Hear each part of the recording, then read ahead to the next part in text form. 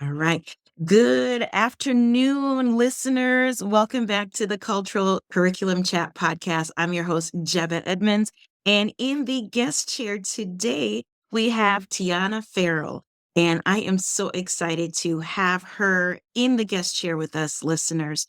This podcast is geared towards educators and DEI advocates who want to create positive change. And Tiana is the epitome of positive change. I met Tiana working on a project of my own TED Talk, and she was my speechwriter. And we got to vibing, and I learned so much about her. And just to give you a couple new things about Tiana before we start the interview, she is a writer and PR specialist. She attended a well known performing arts high school. She has her master's degree in entertainment business. She has published works, So Emotional, a book of poetry in the ladies' car, which performed in the Southeast, including the HBCU Rust College. She has multiple works in publicity and for films such as Shark Night and Limitless. And she provides PR, public relations for artists, celebrities, influencers, law firms, and politicians. So, Tiana, I am so excited that you're here. You're going to share with us what drives you in being that social change maker. And I'm just so honored to have you on our show today. Welcome. Thank you so much. I am honored to be here. And as you mentioned, when we first met, we definitely, there was an authentic, uh, very genuine vibe between us. And so just grateful to be on your podcast and to share another space with you today. Thank you so much. So, Tiana, I did the, you know, uh, timeline of your biography. Tell our listeners a little bit more about yourself. About me. So um, I am a descendant of Ida B. Wells Barnett. And the reason that I lead with that is because it explains the trajectory of my life and, what I do. And so being the great-great-granddaughter of Ida B. Wells was my grandmother's grandmother. So my grandmother, Alfreda, would tell me these wonderful stories about her grandmother, Ida B. Wells, when I was a young child. And she would tell me that she saw that greatness in me. And I have, other sisters, but she would say, "You have it, Tiana. It's you. You're the one to continue the legacy." Because every generation after Ida made sure that they continued her legacy in a way. Ida's youngest daughter, Alfreda, which is my grandmother's mom, her name was Alfreda as well. She published Ida's work. She published her autobiography because she was reading her diary, reading her work, and she knew, like, wow, my mother was incredible. And she saw these names that her mom kind of rolled with, like Frederick Douglass, Susan B. Anthony. But she's like, when you read their works, you don't see my mother anywhere in there, but she was in history right alongside these people. So my grandmother's mom published her biography, which is why we are talking about Ida today. She did that work. And then thereafter, my grandmother and her brothers created the Ida B. Wells Memorial Foundation and so on and so forth. And so, like, well, Tiana, what are you going to do? And so my grandmother convinced me to go to Rust College, which was Ida's alma mater. It's in Holly Springs, Mississippi, a beautiful, wonderful small town. It's about 30 minutes from Memphis, Tennessee.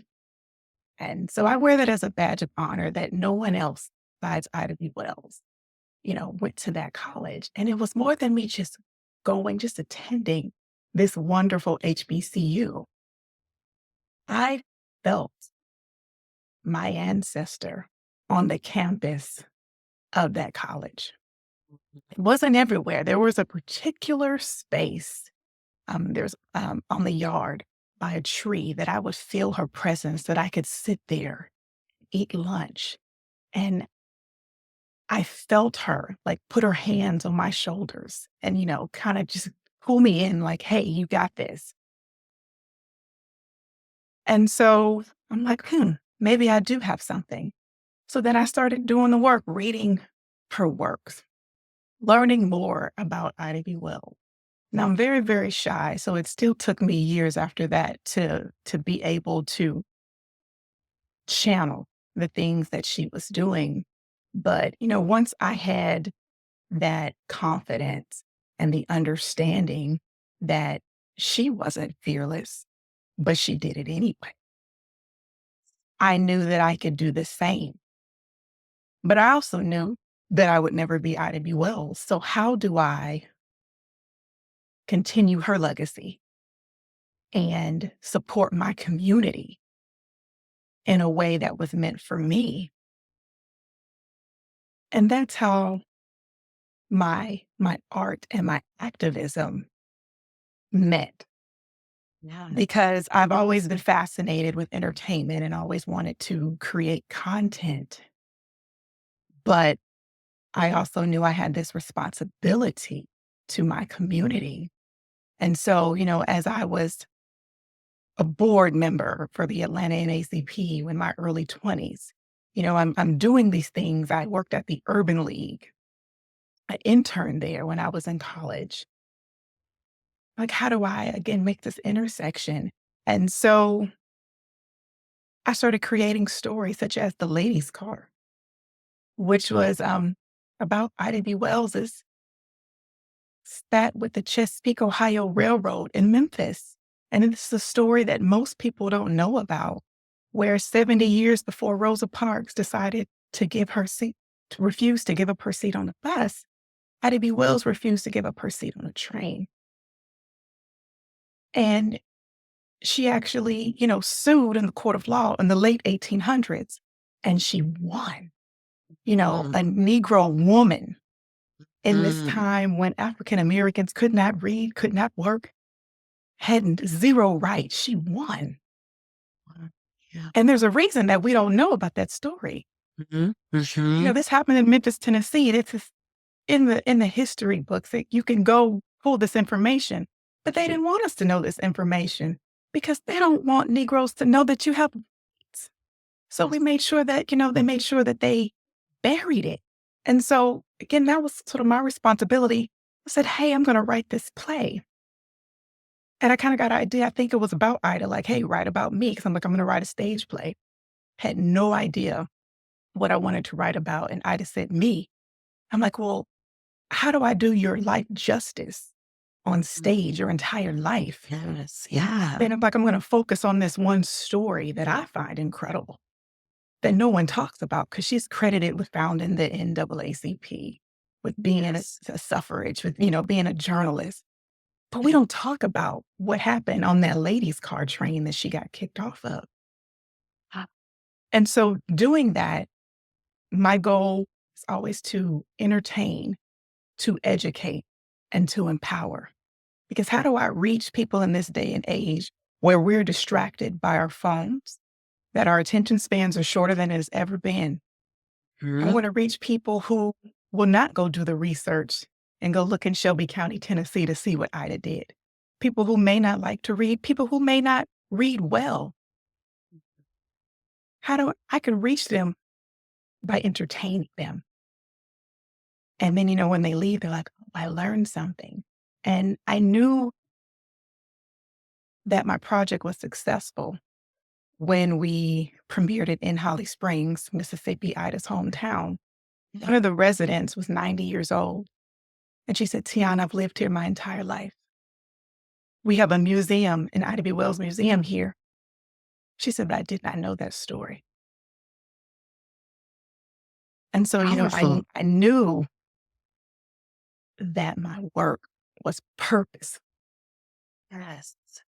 Wow, Tiana. I mean, chills. And when we first met, you told me about that you are the, descendant of IDB Wells. And I was like, oh my gosh, I studied her, like journalists and activists. And I'm like, I'm talking to her great-granddaughter doing this project.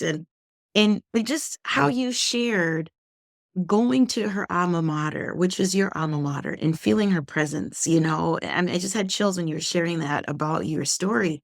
And then writing that play about her in a moment in time where our history books suppress that, and you unearthed it again to show all of us, that these stories have been here and to look at it. And I loved how you talked about we're here to educate and entertain, and also, what was the P again? Empower. Empower, sorry, educate, entertain, and empower. And I think those three E's are just so ins- inspiring and important in this day and age. Like you said, people are quick on their phones, easily distracted, and I also, as a teacher, former teacher, kids and adults, if they don't feel like they are at their reading level, they shy away. They tend to not want to, read some particular text because of the shame of not being able to read and comprehend what they just read. So I love how you touched on no matter what your reading level is, no matter your schooling, you can still learn something important and valuable, to this work. So kudos to you, Tiana. That is amazing. So you talked about, which was really great, your great grandmother, helped inspire and spark that activism in yourself.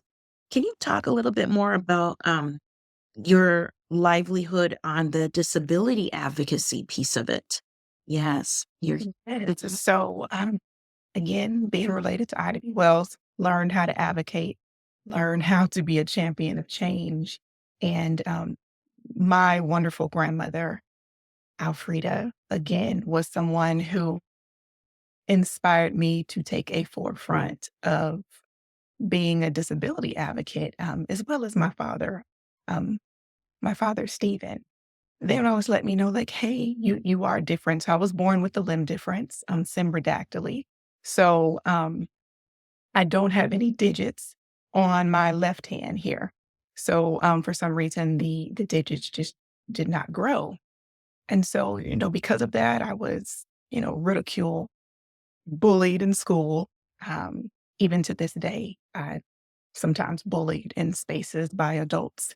If I go to the grocery store, I may scare the clerk, when they see my hand. So, you know, for years when I was younger, I like to kind of just fade into the background because I just didn't want people to notice me because then it becomes a spectacle. And I've always been shy. I never wanted to be the center of attention. But one day, early adulthood, I just kind of thought about what would that 6-year-old Tiana need?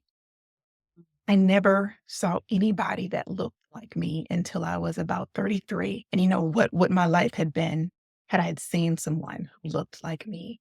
And so I decided to become a disability advocate. I'm like the same way that I do for, human rights, women's rights. Said, hey, I'm going to, put myself out there and again just be that person that I needed when I was a child. And just to take away the stigma of it, just to normalize it.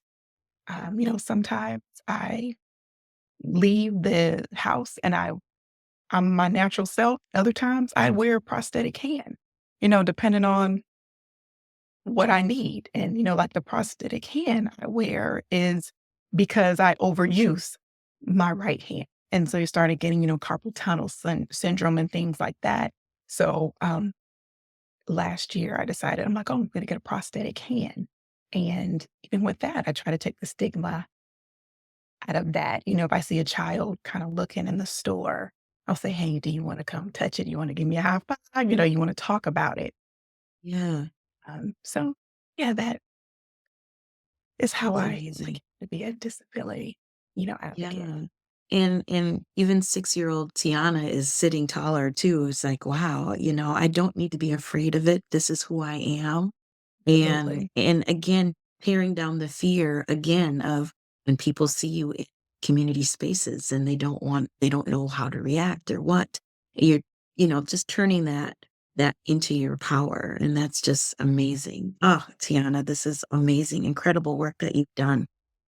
So how do you see the intersection of arts and activism in creating social change? You gave us a wonderful example of the play that you wrote, The Lady's Car, and your disability advocacy. How does art play into that? Can you give us another example or what you've noticed on other artist scales? Yeah. Yes, I would say it normalizes it, and Mhm. again, it makes it more accessible because how many people can say they've seen somebody that looks like me? You may not see it or you may not notice it if I'm out in a store because my hand is so small. But another project that I worked on some of my short films like Blind Date and Neighborhood Heist that I did for the Easter Sales Disability Film Festival. We made sure that we wrote it around my disability. So, in Blind Date, there is a gentleman who is he is interested in another woman, but then in the end, he chooses the woman with the limb difference. Where else do you ever see that? And so, and people even introducing them to the language. People never heard of the term limb difference. They just maybe want to call you disabled or you don't have a hand or things of that nature.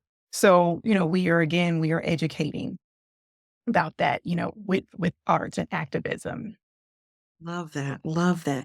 And again, with that vocabulary term, limb difference, that when you're learning about people of the limb difference community, that is the appropriate way to address them, correct?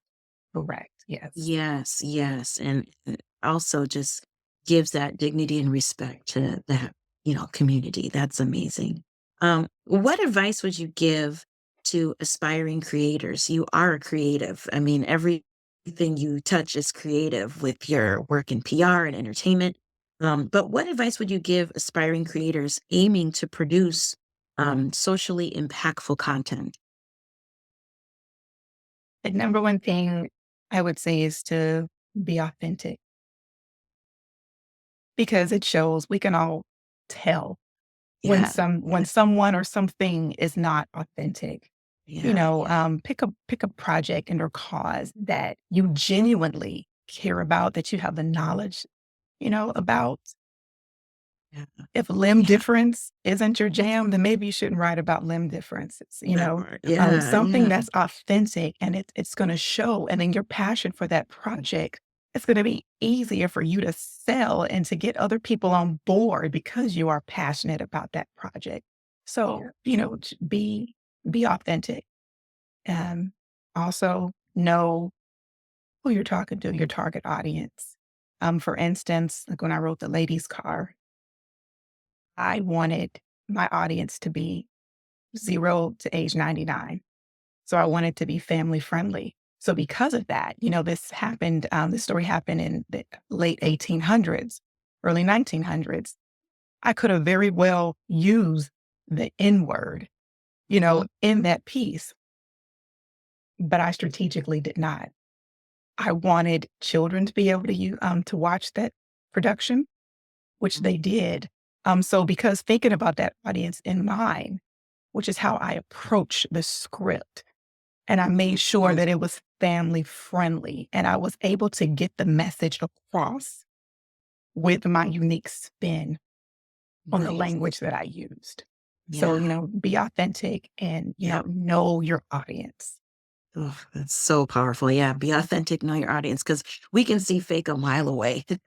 And if you're not passionate about a certain topic, it's like, they didn't do their homework. They don't know what they're doing. It's just, Yes. we're just putting it out there to put it out there's sake. And thank you so much for reiterating that. Because there is something that says you want to amplify and shine a light on things, especially when it comes to social consciousness and things that people should know about. But I love how you talked about if it's not your authentic lived experience, partner with somebody that it is and give them that voice to amplify it instead of you, putting a spotlight on something you don't know the context of. Right. And so, Yes. yeah, that's a really very, very good advice. Um, what initiatives or causes are you currently focused on, in your activism efforts? Um, Currently, well, I'm getting ready to go march on Bloody Sunday, coming up in March. So, in Alabama. Yes. So that's something I'm looking forward to. Other initiatives, I serve on the board of organization that assist those who have been affected with or by HIV and or AIDS. And of course, the Easter Seals Disability Film Festival is coming up. So we'll be working on that this year as well in April. So, Boy, you're gonna be just the usual busy. coming up. Yeah. Yes. Yeah. I am, I have a couple of leases about to come to an end for Ida B. Wells' China. Her China is in a couple of museums.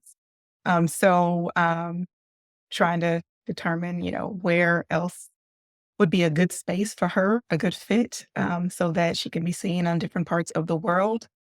So those are just some things that we're working on. And speaking of the China, I have been blessed to have that passed down to me. So it was Ida's China that she used Oh, to entertain, dignitaries, politicians, and all these other freedom fighters with.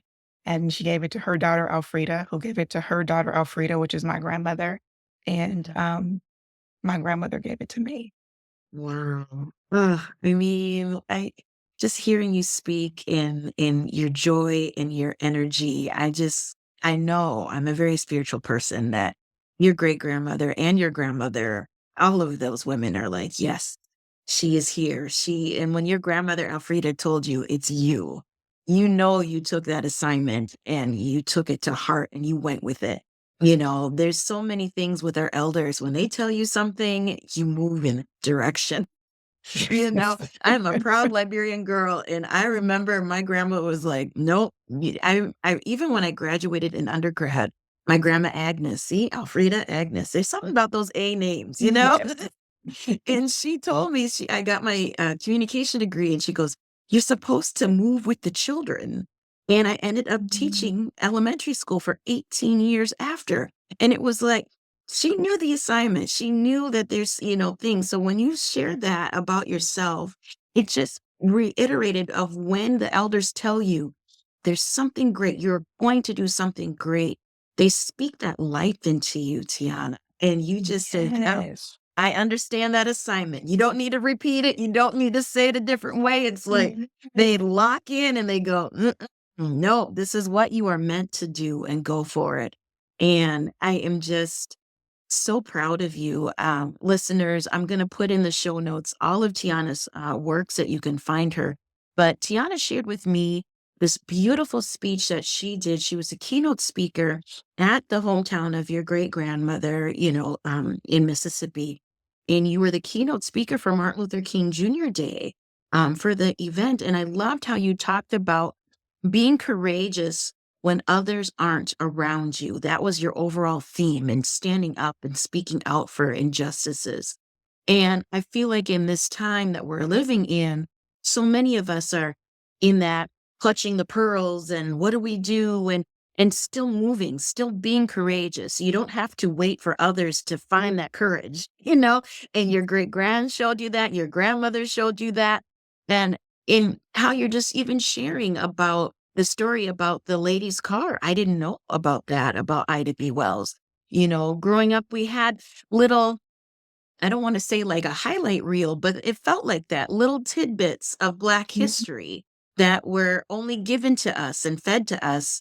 And to really be critical thinkers as educators and as students, to find those firsthand articles that you just shared and what gave you that work to create that play. It's just amazing how we continue to do that courageous critical thinking, courageous movement. Is there anything else you Yes. want to add Yes. about that? Yeah, you That gotta speech had have me the courage. floored. No, I love Yes. it. Thank you. As you mentioned, being an educator, so I currently am a special educator for fourth and fifth grade. And so I, during Black That grade History level Month, was my jam. Yeah, I loved yes. teaching fifth grade. Yes. So I I share as much as I can with the staff and the students, about IDB Wells because, like you said, it did just a little highlight reel, and I gave them some bookmarks, and other educators came to me and they said, "I am embarrassed. I'm an educator, and, I did not know about this, and I didn't know about the ladies' car and all of that." And I said, "They don't want you to know." I said, "You don't be Mhm. embarrassed. They don't want you to know. And a little bit of stuff that you do know is because of my family. Is because, we took that oral history and we make sure that we put it out there so that everybody knows.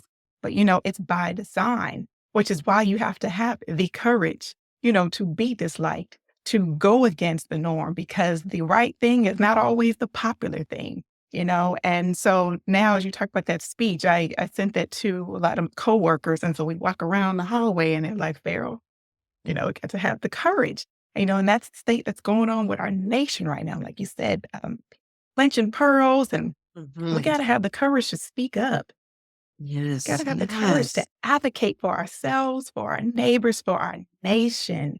Um, yes. you know, because if we Mm, don't, what's the alternative? that's So, it. so Yes, what if someone doesn't like you? yeah. So what? And, So as a, what? so what? You know, Mhm. you're not for everybody, because even Yes, if you cater to their every need, there's still somebody who's going to turn around and say, "I don't like you." yes. Yeah, yeah. So, it's okay if you give them a reason, because, Yes, and everybody's yeah, not for you. And we're not put on this earth to be liked. We all have an assignment. And when that's we it. are afraid of that assignment, that project does not get done. And we are not Yes. helping, Yeah. we're not helping our nation. We're not helping our people. So we gotta have the courage S to be to disliked. We gotta have the to be courage. disliked. Gotta have the Yes. courage because, again, doing the right thing, you're usually going to upset somebody, Mm. and I don't Yes, mean be a difficult person and to terrorize people. I just mean when you are advocating for that's what's it. right, when you are Yes. advocating for your student, for your school, for your community, you keep going. It's okay if people are looking at you like, here they come, here comes the troublemaker. Hey, I Mhm. wear that as a badge of honor, Yes. because Oh, as yes. long, again, as you are walking in your purpose, you are purposeful, your heart Mhm. is pure, and you're authentic. Yes. Promise it will work out. And when people see Yes. that, then people Mhm. will follow you and they will support you. They will support you. And my mom used to always tell us growing up, the only thing you have to fear is if you're doing something wrong. And if you're Yes. not doing anything wrong, just keep it moving, keep going, keep sharing and educating. And that's why I That's it. love this platform that I created, is to have change makers that are being, courageous in their own right and that assignment keeper. I love how you said when you're afraid of that assignment, the project doesn't get done, and I needed that inspiration today because, there's a couple projects I got up my sleeve, but I'm a little scared. So thank you, Tiana, for reminding me. Like, if you're scared, it's not going to Yes. get done. So, Jeb, get to work. That's right. You got to Yeah. proceed through the discomfort. Yes. We Greatness is have on the other to. side of that fear. Yes, so, so true. Oh, I needed that today. So, where else, Tiana? I'm going to have your information in our show notes, but where else can our listeners find your great work that you have? My website, tianaferrell.com, or you can find me on social media. Just my handle is Tiana Ferrell. Love that. Love that. Oh, Tiana, thank you so much for being a guest on our show. Thank you, listeners. This was an awesome, awesome interview with Miss Tiana Farrell. Thanks again.